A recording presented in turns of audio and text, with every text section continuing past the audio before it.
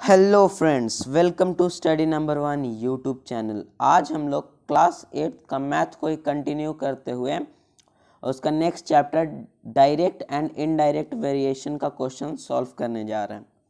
तो ये हमारा चैप्टर का नाम डायरेक्ट एंड इनडायरेक्ट वेरिएशन। तो आइए आज का इस क्वेश्चन सेशन को हम लोग स्टार्ट करते हैं। उससे पहले आप हमारे चैनल को सर्च टैब यूट्यूब पे जाके सर्च टैब में जाके स्टडी नंबर 1 उस पर टाइप करेंगे तो हमारा चैनल आ जाएगा। आप उसके प्लेलिस्ट में जाके उसके सारे वीडियोस को जो भी कंटेंट है उससे आप देख सकते हैं वहाँ। और ये इंग्लिश मीडियम और हिंदी मीडियम दोनों मीडियम के लिए हेल्पफुल वीडियोस जाते हैं हमारे चैनल से। हम आपके प्रोग्रेस के लिए दिन रात मेहनत करते रहते हैं।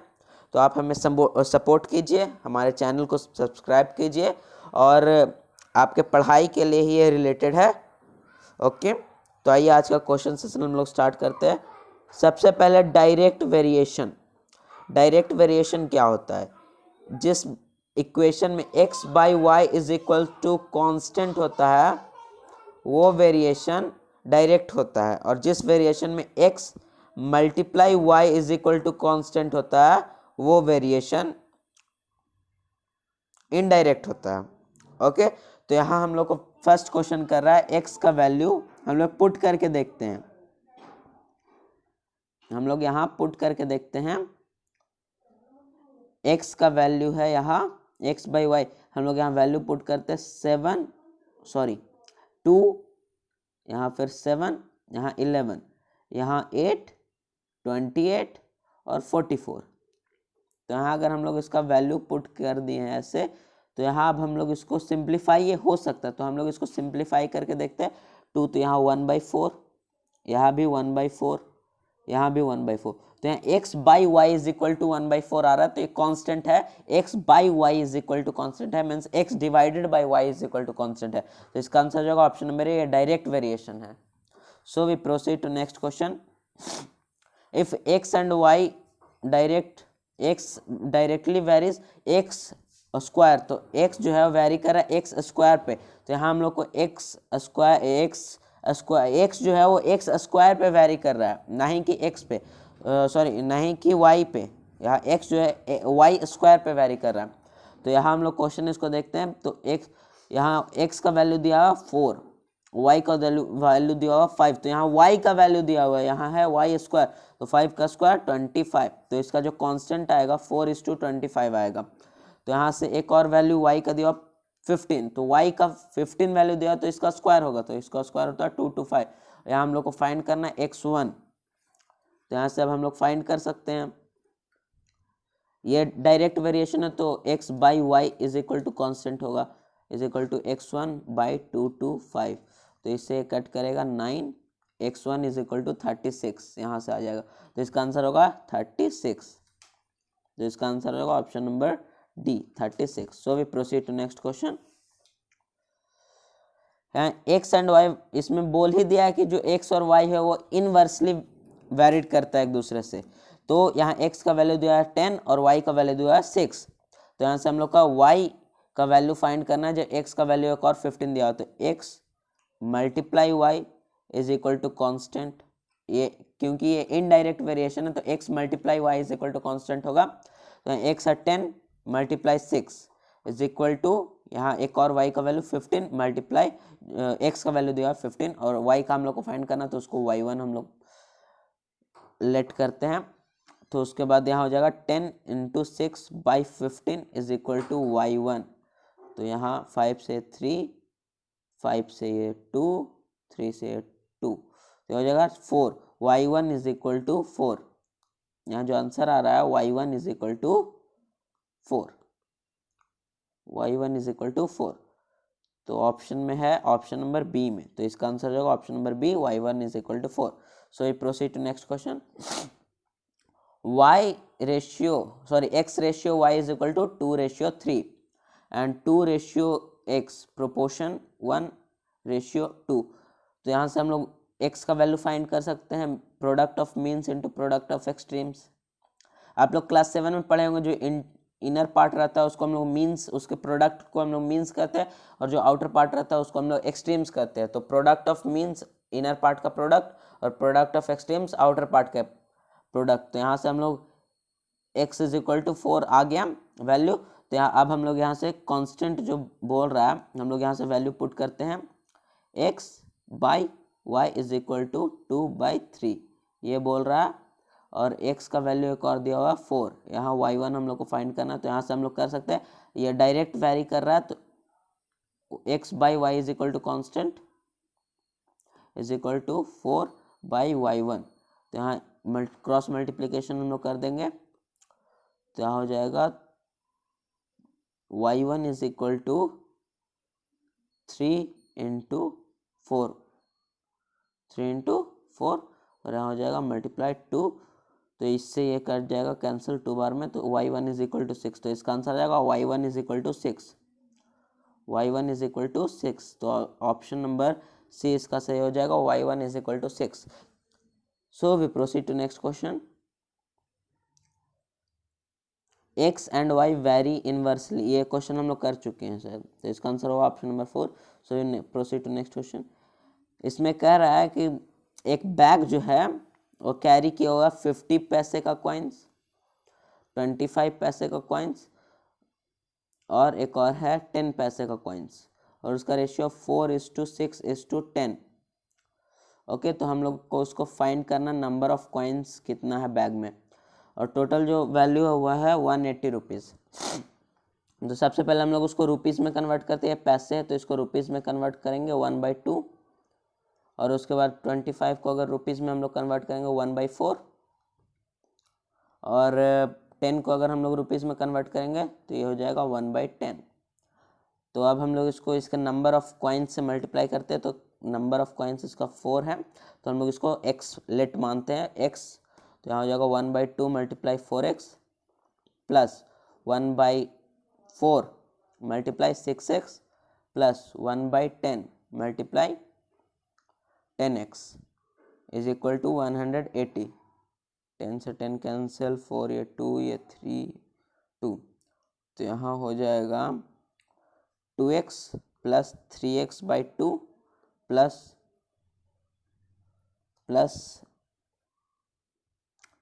x is equal to 180।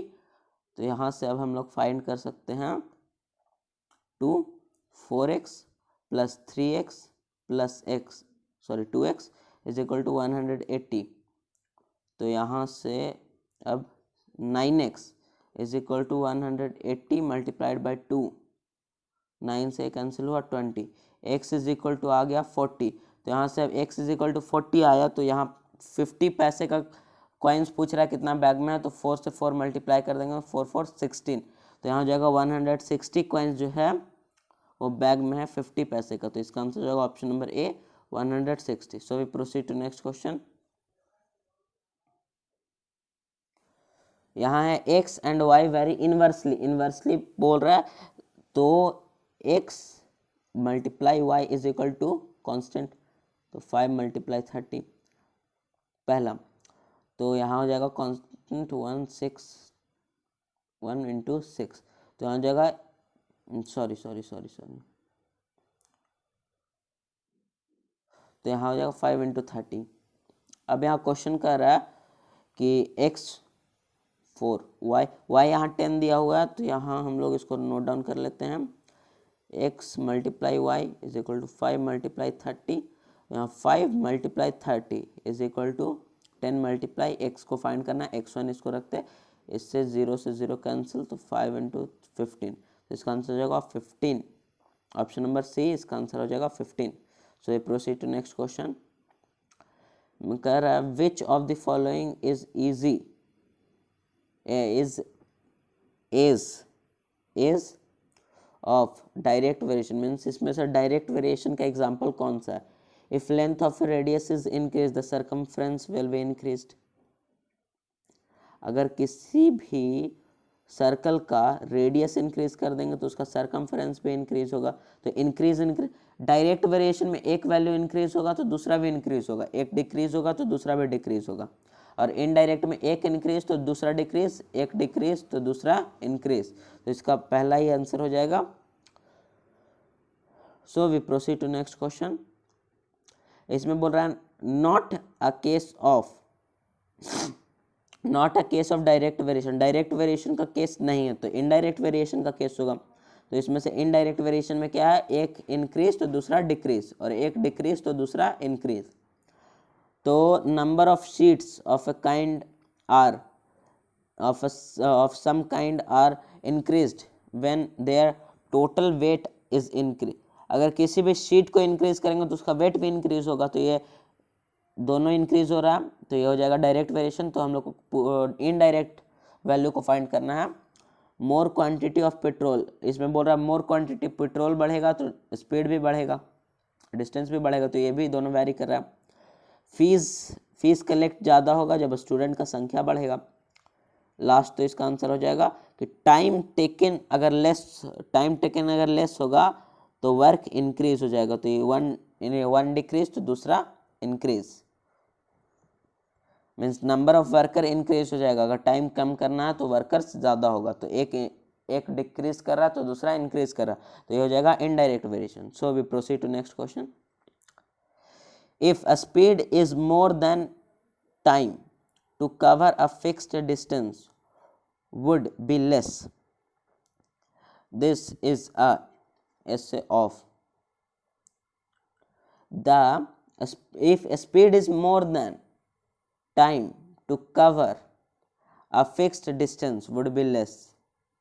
ये अगर मान लीजिए डिस्टेंस है ए से बी, ओके, दोनों सेम ही डिस्टेंस है, तो इस पे हम लोग 40 किलोमीटर पर आवर पे के स्पीड से जा रहे हैं, तो हम लोग किसी भी टाइम में पहुंचेंगे, उसको सर्टेन टाइम को x मान लीजिए। अगर हम लोग 50 किलोमीटर पर आवर के स्पीड से जाएंगे तो x से कम टाइम लगेगा, क्योंकि स्पीड बढ़ेगा तो हम लोग जल्दी पहुंच जाएंगे वहाँ। तो यहाँ एक वैल्यू बढ़ रहा है, तो टाइम घट रहा है, तो ये इनडायरेक्ट वेरिएशन का केस है, तो इसका आंसर हो जाएगा ऑप्शन नंबर ए। इनडायरेक्ट वेरिएशन को हम लोग इनडायरेक्टली प्रोपोर्शन इनवर्स वेरिएशन भी कहते हैं, और डायरेक्ट वेरिएशन को डायरेक्ट वेरिएशन ही कहते हैं, इनडायरेक्ट को इनवर्स भी कहते हैं, तो इसका आंसर हो जाएगा option number A, inverse variation. So we proceed to next question. If an increase in one quantity brings about a corresponding decrease in the other and vice होगा, vice versa, then the two quantity means इसमें बोल रहा है एक quantity अगर decrease होगा, means एक अगर इंक्रीज हो रहा है दूसरा अगर डिक्रीज हो रहा है, तो ये कौन सा कौन सा वेरिएशन है, तो मैं आपको अभी बता चुका हूँ ये इनवर्स वेरिएशन है। So we proceed to next question. If A can अगर ए जो है किसी वर्क को वन डे में 1/n पार्ट किसी वर्क को कर रहा है, तो पूरा वर्क कितना में करेगा, n डेज में, पूरा वर्क वो n डेज में करेगा, तो इसका आंसर होगा ऑप्शन नंबर ए। और अगर वही क्वेश्चन इसमें सेम ही है, अगर वो n डेज में टोटल वर्क कर रहा है तो एक डे में वो कितना वर्क करेगा, तो 1/n, सिंपल है। इसमें बोल रहा है ट्री का शेडो है 8 मीटर लॉन्ग, तो x y हम लोग वेरिएशन इसको मानते हैं, तो x यहाँ है, यहाँ 8 है, और यहाँ बोल रहा है कि हाइट ऑफ ट्री क्या होगा जब उसका शैडो 10 मीटर है, तो यहाँ 10 मीटर है, तो शैडो इंक्रीज कर रहा है तो हाइट भी इंक्रीज करेगा ट्री का, क्योंकि ये डायरेक्ट वेरिएशन में। तो यहाँ हम लोग अब करते हैं x/y is equal to constant, तो 20/8 इज इक्वल टू x1/10, तो ये 5 ×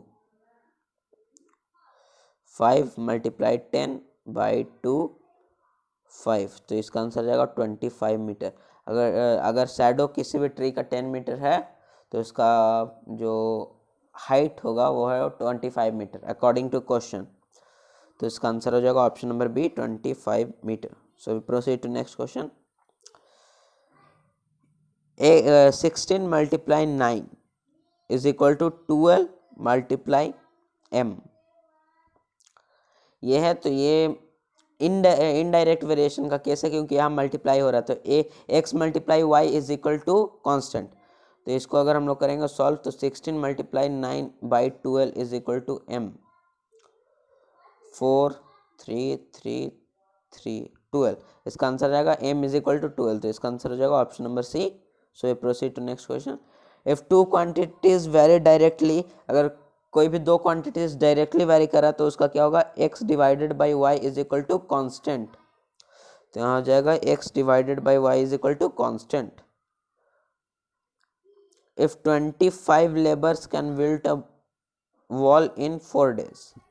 देखिए ये इनडायरेक्ट वेरिएशन का केस है, क्योंकि अगर लेबर ज़्यादा है तो टाइम कम लगेगा, और टाइम अगर लेबर कम है तो टाइम ज़्यादा लगेगा। तो ये इन्वर्स वेरिएशन में जा रहा है, तो मीन्स अगर एक इंक्रीज हो रहा है तो दूसरा डिक्रीज हो रहा है, एक डिक्रीज हो रहा है तो दूसरा इंक्रीज हो रहा है, तो ये है इन्वर्स वेरिएशन का केस।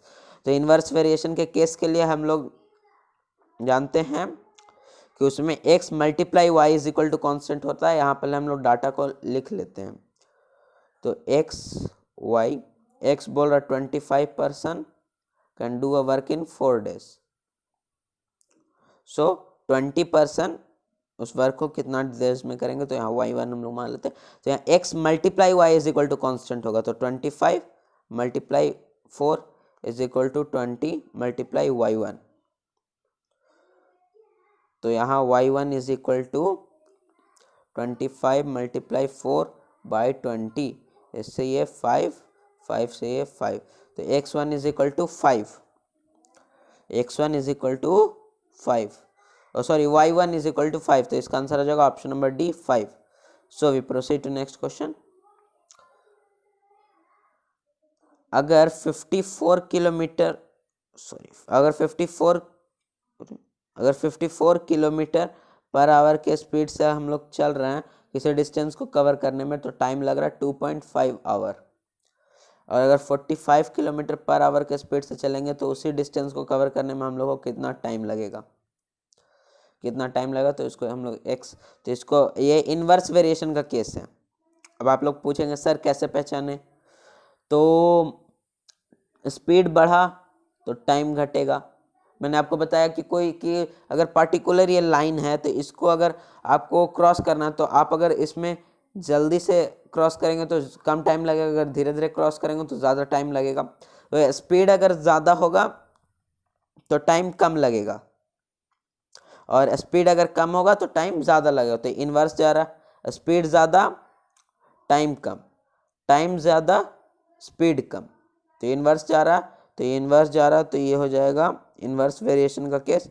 और इन्वर्स वेरिएशन का केस है तो इस पे हम लोग x multiply by Y is equal to constant मानते हैं। तो यहाँ है 54 बाई 2.5 और यहाँ है 45 बाई y1, तो multiply 54 into 2.5 is equal to 45 into y1। सो 54 into 2.5 by 45 is equal to y1। Point हटेगा नीचे 10 आएगा, 25 2 5 5 से ये 9 9 से 6 से ये 3, y1 इज इक्वल टू 3 आएगा, y1 इज इक्वल टू 3 आएगा। तो इसका आंसर होगा ऑप्शन नंबर सी 3। अब देखिए, अब मैं आपको इसमें, अगर ये तो 1 मार्क्स का क्वेश्चन है तो आप तो इतना बनाएंगे नहीं क्योंकि यहाँ ऑप्शन टिक करना, तो यहाँ अगर डायरेक्ट आपको बनाना है तो डायरेक्ट देखिए मैं आपको बताता हूँ। एक वैल्यू आप देखिए कि ये तो मतलब सबसे पहले आप इसको डिफ्रेंशिएट कीजिए कि डायरेक्ट वेरिएशन इनडायरेक्ट वेरिएशन है। तो हम लोग को पता है कि ये इनडायरेक्ट वेरिएशन है, तो इनडायरेक्ट वेरिएशन है तो जब भी 54 है और 45 है तो 54 ज़्यादा है तो टाइम कम लगेगा, और 45 कम है तो टाइम ज़्यादा लगेगा। तो जब भी टाइम ज़्यादा लगेगा तो 2.5 से ज़्यादा लगेगा, तो 2.5 से तो यही है आंसर में, तो यही हो जाएगा। ओके, और इसके बाद तो आप सॉल्व कर ही सकते हैं जल्दी में क्योंकि वो भी ज़्यादा बड़ा ट्रिक नहीं है। So we proceed to next question. 8:12 proportion 6:A। तो हम product of means into product of extremes, product of means is equal to product of extremes, ये आप लोग क्लास 7 में पढ़े होंगे। 8 into A is equal to 6 into 12, तो यहाँ 8 3 2 3, A is equal to 9, A is equal to 9, यहाँ आएगा answer. So we proceed to next question, इसका ए इज इक्वल टू 9 आएगा। आगे जो भी इसके आगे आगे क्वेश्चन है उसमें और धीरे धीरे जो पैटर्न है क्वेश्चन का वो थोड़ा हार्ड होते जाएगा। तो x और y अगर इनवर्स वेरिएशन में है तो क्या होगा, x multiply y is equal to constant होगा, तो x multiply y is equal to constant, easy है।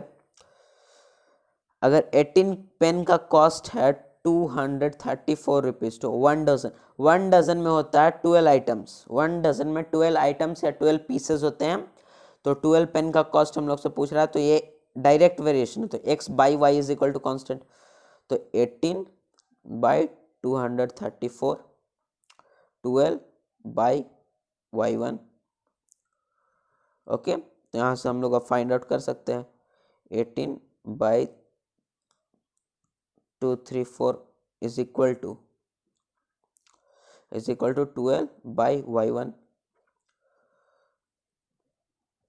और 18 by 234 multiplied by 12 is equal to 1 by y1। तो इधर इन्वर्स है, तो इसको अगर हम लोग को सिंपल फॉर्म में लाना है तो इधर इन्वर्स कर देना, मतलब 234 multiplied by 12 by 18 is equal to y1। ये 3 यहाँ 2, 3 से ये हो जाएगा 7 और 8 78, तो यहाँ आ जाएगा 56, 156 इसका आंसर आएगा। तो 12 पेन का कॉस्ट होगा 156। So we proceed to next question. अगर राजू अर्न कर रहा है 1440 रुपीज़ 12 डे में, तो 30 डेज में कितना अर्न करेगा, तो ये डायरेक्ट वेरिएशन का केस है, तो डिवाइड कर दीजिए 1440 by 12 is equal to x1 by 30, तो यहाँ हो जाएगा 1440 बाई 12 मल्टीप्लाइड बाई 30, तो इससे कटेगा 120 और मल्टीप्लाई करेंगे तो आएगा 3600, तो वो 3600 रुपीज़ कमाएगा 1 मंथ में या 30 डेज में, 1 मंथ में या 30 डेज में, तो इसका आंसर हो जाएगा option number A 3600 rupees. So we proceed to next question. There is enough food to last for 40 people for 10 days, किसी भी अगर ऑर्गेनाइजेशन है उसमें 40 पीपल्स के लिए 10 डेज का खाना है, तो 10 पीपल और उसको ज्वाइन कर गए तो फूड लास्ट कितना होगा, तो ये इनवर्स वेरिएशन का केस है। अब आप लोग सोचेंगे कैसे इनवर्स वेरिएशन का केस है, क्योंकि जो मैन है वो इंक्रीज होगा तो खाना कम टाइम तक चलेगा। जैसे आप अपने घर में सपोज कीजिए, अगर आप लोग 4 मेंबर हैं, तो उसमें से अगर खाना बनाए चारों मेंबर के लिए, उसमें से अगर एक ही मेंबर खाएगा, मीन्स एक खाना जो है एक ही मेंबर के लिए बना होगा, 4 आदमी का खाना एक आदमी खाएगा तो ज़्यादा खा लेगा, और अगर 4 आदमी का खाना 5 आदमी खा लेगा तो सबको कम कम मिलेगा। तो वही होगा, अगर मैन इंक्रीज कर रहा है तो फूड डिक्रीज करेगा, फूड अगर इंक्रीज कर रहा है तो मैन डिक्रीज करेगा। मीन्स अगर फूड इंक्रीज करेगा, मीन्स फूड अगर ज़्यादा दिनों तक चलेगा, इसका मतलब मैन कम है, इसलिए फूड ज़्यादा दिनों तक चल रहा है, तो इसमें मल्टीप्लाई हो जाएगा, तो कितना था 40 मैन था, 40 मैन 10 डेज, तो 50 मैन, क्योंकि 10 मोर बोल रहा था 50 ऐड हो जाएगा इंटू x1 कितना डेज, तो यहाँ हो जाएगा 40 मल्टीप्लाई 10 बाई 50, 0 0 कैंसिल, इससे ये 8, तो इसका आंसर जाएगा 8 डेज में वो खाना ख़त्म हो जाएगा। और अगर आप लोग इसको शॉर्टकट से बना सकते हो, देखिए 40 मैन का खाना 10 डेज तक चल रहा है, ये इन्वर्स वेरिएशन है तो 10 मैन और बढ़ जाएगा, तो खाना 10 डेज से कम में चलेगा, तो 10 डेज से कम ऑप्शन ए ही है। खत्म हो गया क्वेश्चन। यहाँ है A can do a piece of work in 15 days and B in 20 days. They work together for 4 days. Then the fraction of work that is left is, तो A अगर 15 days में कर रहा है कोई वर्क को तो 1 डे में 1/15 करेगा, और B अगर 20 डेज में कर रहा है तो 1 डे में 1/20 करेगा। दोनों मिल के 4 डेज काम किया, तो दोनों का मिल का पहले हम लोग स्ट्रेंथ जान लेते हैं, तो 1/15 प्लस 1/20 इज इक्वल टू यहाँ हो जाएगा 64 प्लस 3, तो 7/60 वर्क करेगा वो पर डे, एक दिन में वो इतना वर्क करेगा। ओके, पर डे इतना वर्क करेगा, और इतना वर्क करेगा तो 4 डेज तक वर्क किया, तो पर डे इंटू 4 डेज तक उन लोग कितना वर्क किया, तो 4 डेज तक उन लोग 7/15 वर्क किया, और टोटल वर्क है 1, तो 1 में से घटा देंगे कितना वर्क बाकी है वो निकल जाएगा, तो यहाँ जाएगा 15 माइनस 7, यहाँ जाएगा 8/15 वर्क अभी बचा हुआ है, 8/15 वर्क बचा हुआ है, तो इसका आंसर हो जाएगा ऑप्शन नंबर डी, 8/15 वर्क बचा हुआ है। So we proceed to next question. A can do a certain work in a same time, then B can do, means 1/A is equal to 1/B plus 1/C। जितना देर में B किसी काम को कर लेता है, B और C, उतना देर में A अकेले उस काम को कर लेता है, और A and B could do the work in, means A plus B किसी काम को 10 डेज में करते हैं। ओके, और C उसी काम को 50 डेज में करता है, तो हम लोग को यहाँ से निकालना है कि B उस वर्क को कितना डेज में करेगा, V उस वर्क को कितना डेज में करेगा। तो ये क्वेश्चन थोड़ा इंपॉर्टेंट है, इसलिए आप इसको ध्यान से देखिएगा। 1/A हम लोग इसलिए ले रहे हैं क्योंकि हम लोग को वैल्यू जो है सेम ही रखना है, तो पर डे के हिसाब से हम लोग इसमें वैल्यू लेते हैं। 1/A plus 1/B is equal to 1/10, और क्वेश्चन के according 1/A is equal to 1/B plus 1/C है, तो हम लोग 1/A is equal to 1/B plus 1/C लिख सकते हैं। तो यहाँ से अगर हम लोग लिखे 1/B plus 1/C plus 1/B is equal to 10 days. Okay, is equal to 10 days. तो हम लोग को V का वैल्यू फाइंड करना, और हम लोग को C का वैल्यू दिया कि C किसी वर्क को 50 डेज में करता है अलोन मीन्स अकेले 50 डेज में करता है, तो 1 डे में कितना करेगा 1/50, तो 1/C इज इक्वल टू 1/50। तो इसको भी अगर हम लोग ऐड कर देंगे तो 1/B plus 1/B plus 1/C plus एक और 1/C is equal to 1/10 plus 1/50।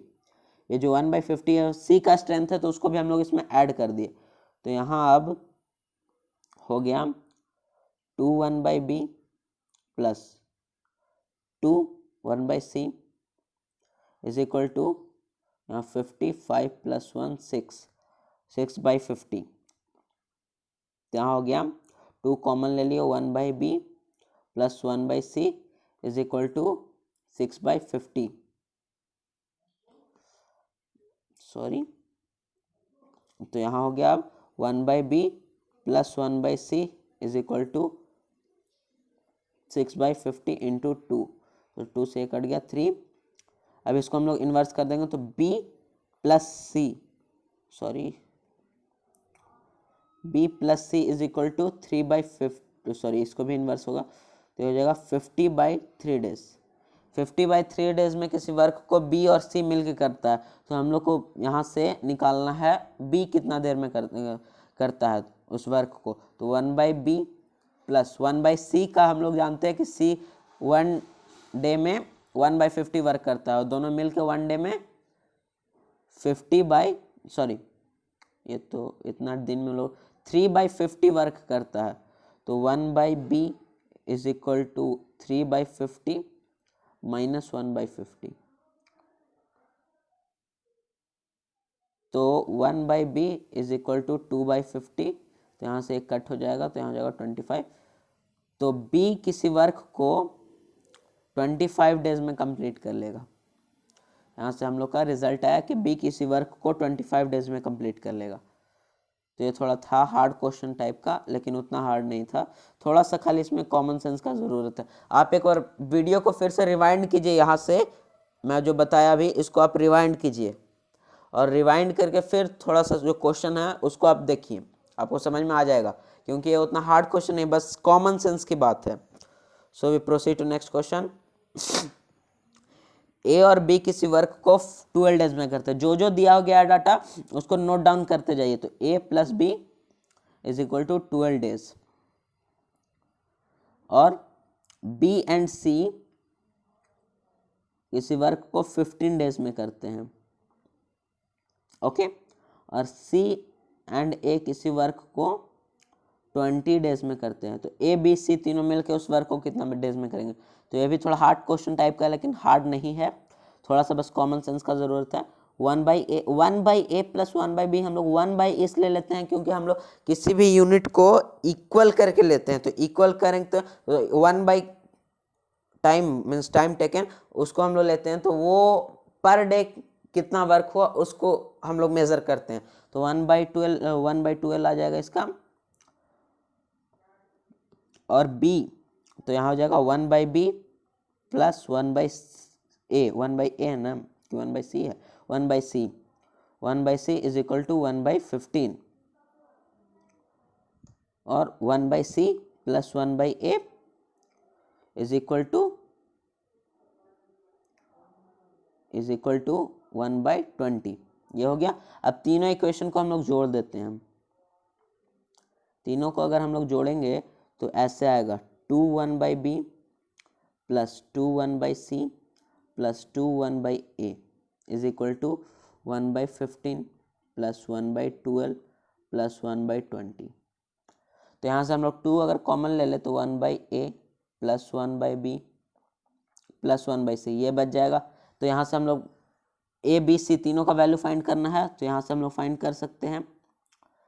तो अब यहाँ से अगर हम लोग वैल्यू फाइंड करें तो इतना इज इक्वल टू, इसका एलसीएम लेंगे तो आएगा, इसका एलसीएम कितना है 15 12 और 20, इसका एलसीएम आएगा 60 है। तो 15 का 60 से 4 प्लस 12 का अगर करेंगे 60 से 5 प्लस 20 का 3, तो यहाँ जाएगा 1/a plus 1/b plus 1/c is equal to, यहाँ हो जाएगा 5 9 होती 12/60 इंटू 2, तो इससे ये 5, तो 1/a plus 1/b plus 1/c is equal to 1/10। तो यहाँ से अब हम लोग इसको निकाल सकते हैं। अब इसको हम लोग इन्वर्स कर देते हैं। तो a प्लस b, क्योंकि ये जो भी आया पर डे, एक दिन में 1/m मीन्स एक दिन में a plus b plus c एक दिन में 1/10 पार्ट को करते हैं, तो 10 डेज में वो वर्क कंप्लीट हो जाएगा। तो a plus b plus c जो है तीनों मिलकर 10 डेज में किसी वर्क को कंप्लीट कर लेंगे। तो यहाँ हो जाएगा answer C 10 days. Okay, I hope you understand. अगर आप नहीं समझे तो वीडियो को थोड़ा सा रिवाइंड कीजिए और फिर देखिए, क्योंकि कॉन्सेप्ट इसमें कुछ हार्ड नहीं है, बस इसमें थोड़ा सा बस माइंड लगाना है। बस थोड़ा सा आप माइंड लगाइए, बस क्वेश्चन खुद में खुद सॉल्व हो जाएगा। So we proceed to next question.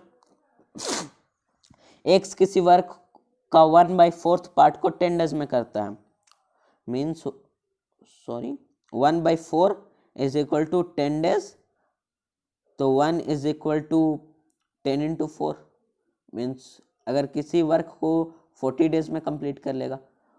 और y जो है 40% वर्क को 40 डेज में कंप्लीट करता है। 40% work is equal to 40 days. Okay, तो किसी वर्क को पूरा करेगा तो वर्क हमेशा 100% होगा, तो 100% work is equal to 100 days. और C किसी वर्क को मीन्स Y और Z किसी वर्क को 1/3 वर्क को 13 डेज में पूरा करता है। 13 डेज में मीन्स 1/3 इज इक्वल टू 13, तो यहाँ से 1 इज इक्वल टू आ जाएगा 39। तो Z किसी वर्क को 39 डेज में कंप्लीट करेगा। तो इसमें से पूछ रहा कौन सबसे पहले करेगा, तो X Y Z। x जो है किसी वर्क को 40 डेज में कंप्लीट करता है और y जो है 100 डेज में और z जो है वो 39 डेज में। तो यहाँ जो है इसका आंसर आएगा z सबसे पहले वर्क को कंप्लीट कर रहा है कितना डेज में, 39 डेज में। So we proceed to next question. 45 men can complete a work in 16 days। 45 men work and time का सारा जो भी क्वेश्चन रहता है वो इनवर्स वेरिएशन पे रहता है। इनवर्स मीन्स इनडायरेक्ट वेरिएशन पे। 45 men किसी वर्क को 16 डेज में करता है। ओके, तो 6 डेज बाद, 6 डेज आफ्टर 30 और मैन आ गए इसको जोड़ने के लिए, क्योंकि काम को जल्दी पूरा करना था। तो मैन बढ़ा means number of man increase, time decrease, number of time increase, man decrease. Okay, तो 6 डेज काम हो गया। तो अब 45 मैन के पास बचा 10 दिन, क्योंकि 6 दिन तो उन लोग काम कर दिया, 6 दिन तक उन लोग को कोई कुछ परेशान नहीं किया। तो 6 दिन तक उन लोग का काम हो गया, तब 10 दिन बाकी है काम को कंप्लीट होने में। तो काम को कंप्लीट होने में 10 दिन बाकी है और इधर से अब 30 और आ गया, तो 75 जो है वो कितना डेज में काम करेगा। ओके, तो यहाँ से अब हम लोग इनवर्स वेरिएशन का क्वेश्चन है तो मल्टीप्लाई करके निकाल सकते हैं।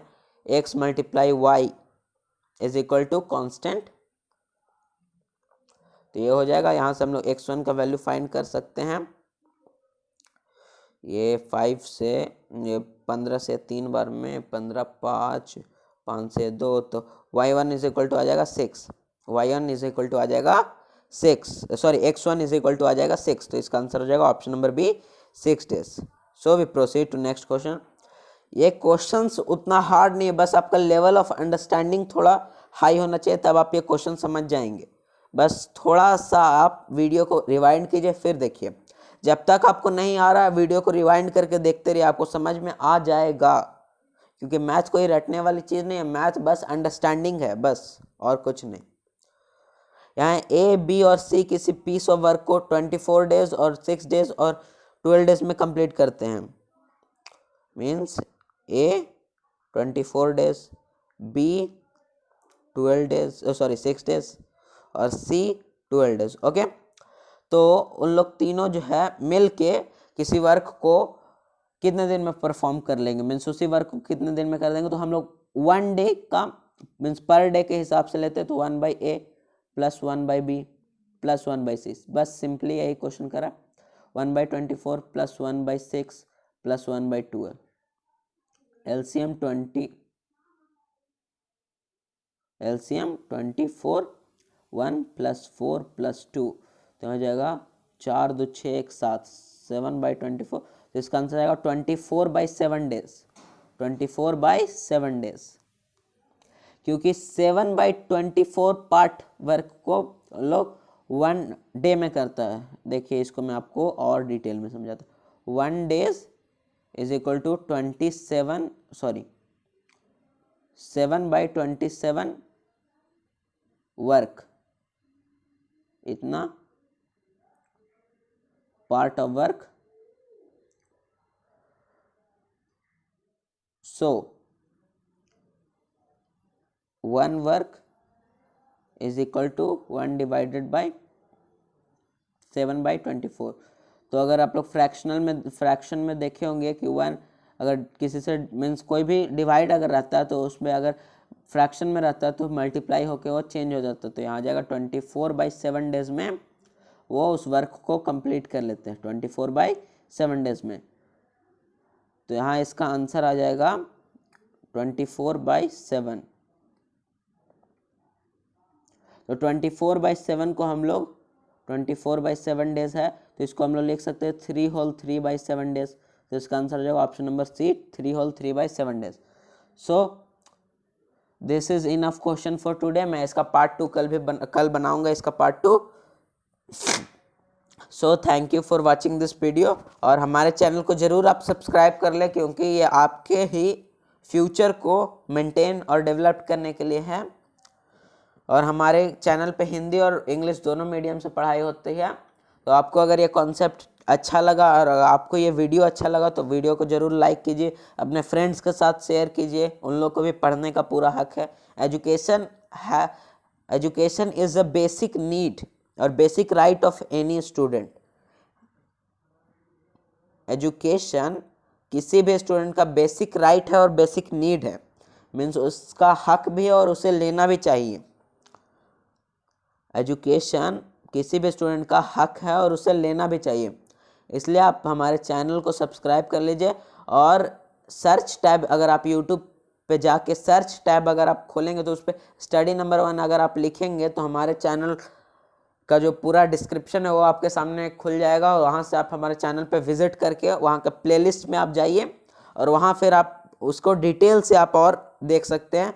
और अगर आपको कोई प्रॉब्लम है तो आप कमेंट सेक्शन आपके लिए फ्री है, आप वहाँ कोई भी प्रॉब्लम को आप अपना लिख सकते हैं, हम लोग उसका सॉल्यूशन देने की कोशिश करेंगे। और एक मैं आपको क्वेश्चन देता हूँ होमवर्क के लिए, एक क्वेश्चन मैं आपको देता हूँ होमवर्क के लिए, ज़्यादा हार्ड क्वेश्चन नहीं है, इजी क्वेश्चन है। A:B is equal to 1:3 and B:C is equal to 4:5. So A:B:C is what? Okay, समझ गया क्वेश्चन? एक बार देख लीजिए क्वेश्चन को। A:B अगर 1:3 है और B:C 4:5 है तो A:B:C क्या होगा? उतना हार्ड क्वेश्चन नहीं है, आप लोग क्लास 7 में पढ़े होंगे तो आप लोग को ये याद हो जाएगा। सो thank you for watching this video. आज के लिए बस इतना ही। इस क्वेश्चन को आप बना के कमेंट सेक्शन में इसका आंसर पोस्ट कीजिए। So I am waiting for your answer. Thank you very much for watching this video.